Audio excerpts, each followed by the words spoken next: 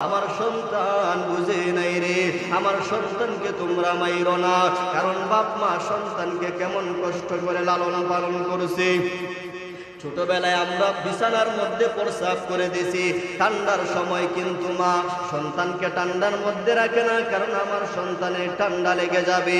মা ঠান্ডা জায়গার মধ্যে শুয়ে পড়ে সন্তানকে শুকনা জায়গার মধ্যে রাখলো। এরপরে 10 মাস 10 দিন মায়ের গর্ভে ধারণ করলো। এমনও কপাল ভরা সন্তান বাপ মার উপরে আক্রমণ করে বাপ মার সাথে ভালো ব্যবহার করে না, বাপ মাকে কর্কশ ভাষায় কথা বলে বাপ মার উপরে হাত তুলতে দ্বিধাবোধ করে না। কিতাবের মধ্যে পাওয়া যায় আল্লাহর নবী সাল্লাল্লাহু আলাইহি ওয়াসাল্লাম একদিন একটা কবরস্থানের পাশ দিয়ে যাইতেছেন। হঠাৎ করে নবী তাকায় দেখে কবরের মধ্যে আযাব হইতেছে। আমার নবী জানায় দেয়, সাহাবীরা রে, আমি নবীর সঙ্গে তোমরা আসমানের মালিক আল্লাহর দিকে হাত উঠাও। সবাই যখন হাত উঠায় আমার নবী দোয়া করতে লাগলেন, আল্লাহ, আজকে আমার উম্মতের কবরের মধ্যে জাহান্নামের আগুনের আযাব হইতেছে। আল্লাহ গো, কি কারণে আমার উম্মতের এই কবরের মধ্যে জাহান্নামের আগুন হইতেছে? আয় আল্লাহ, তুমি আমার এই উম্মতের কবরের আযাবটারে তুমি মাফ করে দাও। আমার আল্লাহ জানায় দে, জিবরাইল যাও আমার বন্ধুকে জানায় দাও, আর আমার বন্ধুকে বলো, ও পয়গম্বর, আপনার যতই দোয়া করেন না কেন, আপনি যতই দোয়া করেন না কেন গো, আমি আল্লাহ আপনার দোয়া কবুল করব না।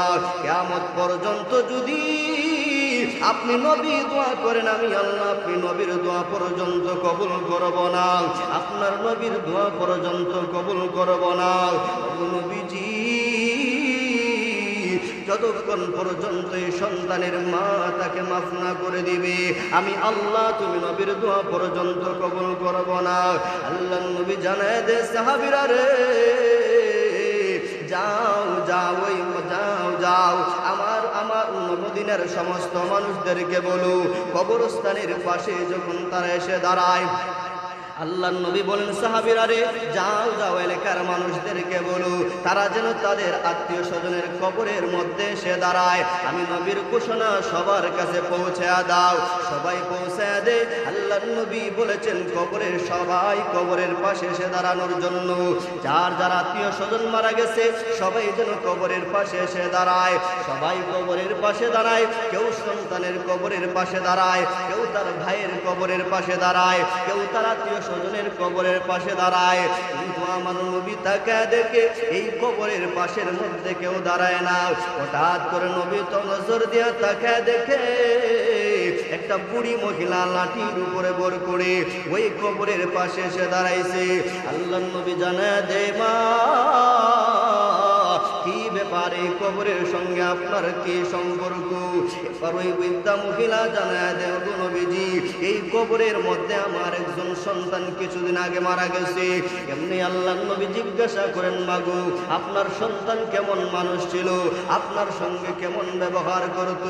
এবার মহিলার চোখ থেকে টপ টপ করে পানি পড়ে। মহিলা জানায় দে, ইয়া রাসূলুল্লাহ,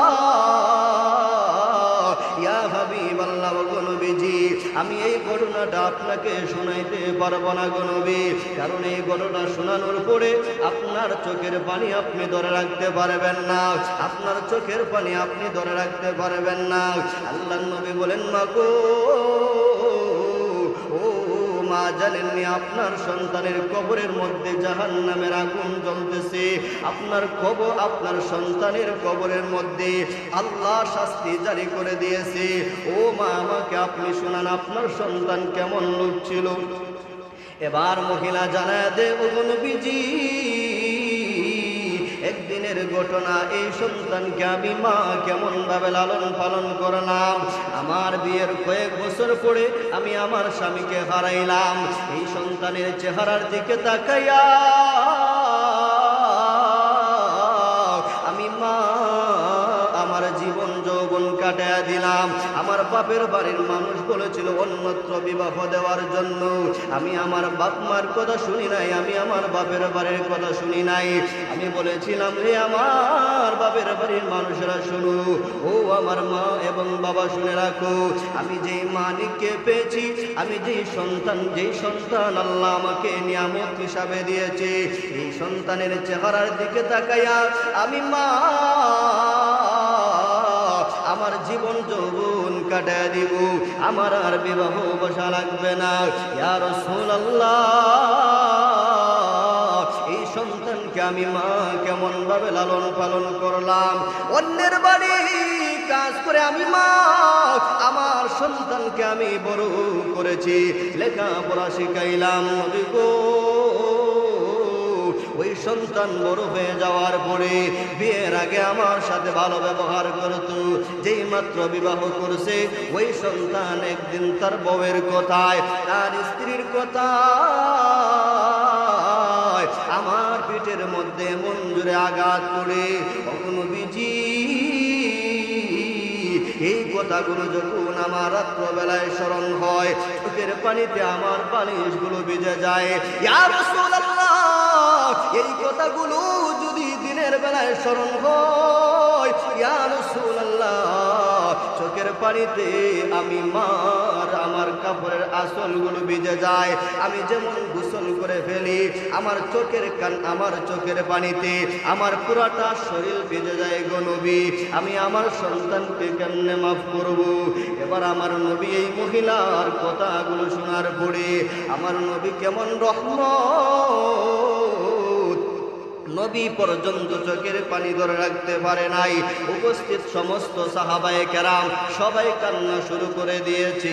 এবার মহিলা জানায় দে, হুজুর জানেননি গো, এই সন্তানের হাতের মধ্যে আমি মায়ের অসংখ্য গণিত চুমা লেগে আছে, এই সন্তানের হাতগুলো আমি মা চুমায়া বড় করেছি, এত আদর করে আমি আমার সন্তানকে লালন পালন করলাম, কেমনে গো নবী আমার সন্তান আমার পিঠের মধ্যে আঘাত করলো? নবী গো, দুনিয়ার কোন মা এটা বরদাস্ত করতে পারবে না। আমার নবী কান্না করে আর জানায় দে, ও বুড়ি মা, আপনি যদি আপনার সন্তানকে এই মুহূর্তে মাফ না করেন গো মা, কিয়ামত পর্যন্ত আপনার সন্তানের কবরের মধ্যে আযাব হইতে থাকবে। বুড়ি মহিলা জানায় দে, না, এরপর আমি আমার সন্তানকে মাফ করতে পারবো না। আমার নবী আল্লাহর কাছে বলে, মালিক রে, ওই আযাবটা তার মায়ের চোখের সামনে দেখার ব্যবস্থা করে দিন। আল্লাহ রব্বুল আলামিন ওই বুড়ি মহিলার সামনে আল্লাহ তাআলা আযাবগুলো বুড়ি মহিলা নিজের চোখে দেখতেছে। এইমাত্র দেখতেছে, বুড়ি মহিলা চিৎকার করে দিয়েছে, ইয়া রাসূলুল্লাহ, ইয়া হাবিবাল্লাহ, এত দেখে আমার সন্তান আগুনে জ্বলতেছে, চিৎকার করতেছে। কারণ পৃথিবীর বাপ মা জানে, সন্তান যদি বিপদে পড়ে বাপ মা সন্তানের জন্য কেমন মায়া, কেমন মহব্বত মানুষের কাছে গিয়ে বলবে, না রে না, আমার সন্তান বুঝে নাই রে, আমার সন্তানকে তোমরা মাইরো না। কারণ বাপ মা সন্তানকে কেমন কষ্ট করে লালন পালন করছে।